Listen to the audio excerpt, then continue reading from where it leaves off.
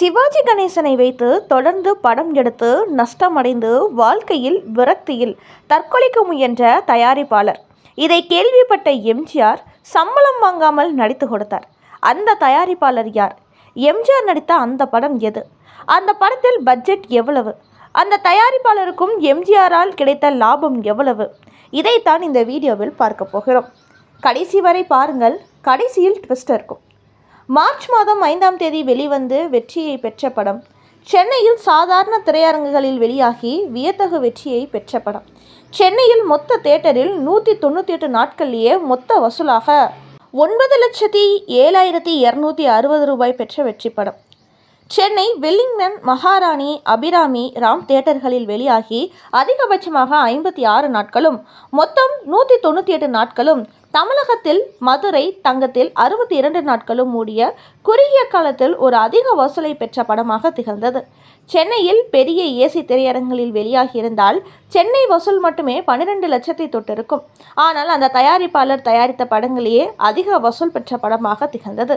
சங்கம் வளர்த்த மதுரையில் தங்கம் திரையரங்கில் தலைவரின் வெற்றி சங்கொலி. அதிலும் முதல் வார வசூல் அவர்களுக்கு சிம்ம சொப்பனமாக இருக்கும். தலைவரின் படங்களின் சாதனை படைத்தது. உதாரணமாக நவரத்னம், மதுரை தங்கத்தில் 62 நாட்களில் பெற்ற வசூலை சிவாஜியின் எந்த படமுமே நெருங்கவில்லை. ஆக ஏபி நாகராஜன் தயாரித்த அத்தனை படங்களிலும் குறுகிய காலத்தில் அதிக வசூலை பெற்ற படம் ஜொலிக்கும் நவரத்னம் தான் என்பது உறுதியாகிறது. பட்டிக்காடா பட்டணமா 42 நாளில் சென்ட்ரலில் பெற்றதோ ரூபாய் 2,14,000 தான்.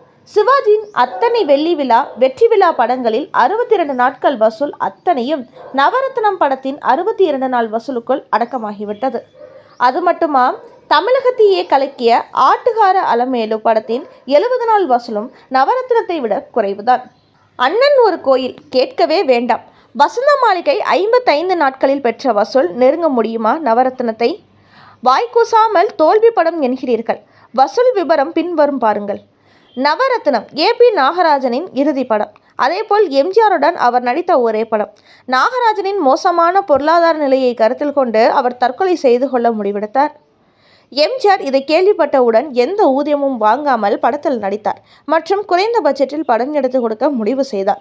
அனைத்து காட்சிகளையும் தனது சத்யா ஸ்டுடியோவில் வெளிப்புற படப்பிடிப்புகள் இல்லாமல் படமாக்கினார்.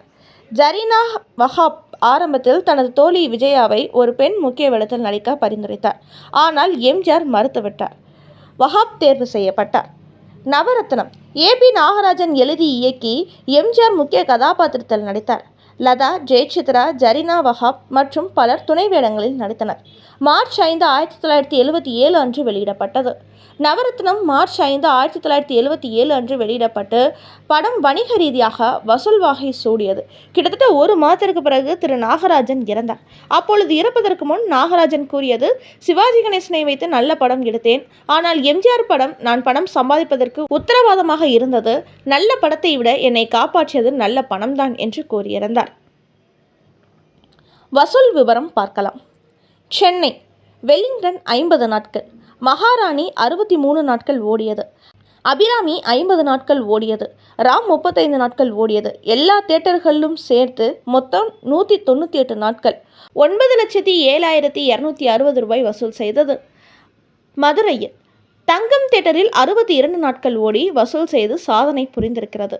திண்டுக்கல் சோலை ஹால் 56 நாட்கள், பழனி ஓம் சண்முகாவில் 48 நாட்கள் ஓடியது, ராமநாதபுரம் சண்முகாவில் 38 நாட்கள் ஓடியது, சிவகாசி ஸ்ரீ பழனியாண்டவர் தியேட்டரில் 38 நாட்கள் ஓடியது, ராஜபாளையம் மீனாட்சி தியேட்டரில் 42 நாட்கள் ஓடியது, நாகர்கோவில் சென்டர் தியேட்டரில் 35 நாட்கள் ஓடியது.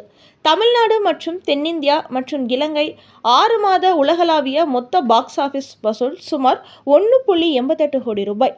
படத்தின் பட்ஜெட் 75 லட்சம். 6 மாதங்கள் உலகளாவிய முதல் வெளியான பாக்ஸ் ஆஃபீஸில் 1.88 கோடி. அரசு திரைப்பட வரி 95 லட்சம். விநியோக பங்கு சுமார் 18 லட்சம். 18 லட்சம் லாபம் கிடைக்க ஏபி நாகராஜன் தனது கடனை திருப்பி அடித்து நிம்மதி பெருமூச்சு விட்டார். ஆனால் வெளி உலகத்துக்கு நவரத்னம் ஒரு தோல்வி படம் என்ற மாயையை எழுந்தது. எம்ஜிஆர் படம் எப்போதுமே தோல்வி பட்டியலில் இணைந்ததில்லை. தலைவன் படத்தில் கூட படம் தோல்வி என்றார்கள். ஆனால் அந்த படத்தின் தயாரிப்பாளர் ஏபி தோமஸ் கேரளாவில் ஒரு வீடு வாங்கி அந்த வீட்டுக்கு தலைவன் என்று பெயர் வைத்திருக்கிறார். அதே போல AP நாகராஜன் தன்னுடைய 18 லட்சம் லாப பணத்தில் சிவாஜியை வைத்து படம் எடுத்து கடன்காரர்களிடமிருந்து மாட்டிக்கொண்டு எம்ஜிஆர் படம் எடுத்து கடனை அடைத்தார். அதன் பிறகு நிம்மதியாக 1 மாதம் கழித்து கண்ணை மூடினார். வாழ்நாள் முழுவதும் சிவாஜியை வைத்து படம் எடுத்து தோல்வியடைந்த நாகராஜன் எம்ஜிஆர் மூலம் வெற்றி அடைந்தார் என்பது இதுதான். எனவே நவரத்னம் ஒரு தயாரிப்பாளர் உயிரை காப்பாற்றிய படம். எனவே இனி அந்த படத்தை தோல்வி படம் என்று சொல்லாதீர்கள்.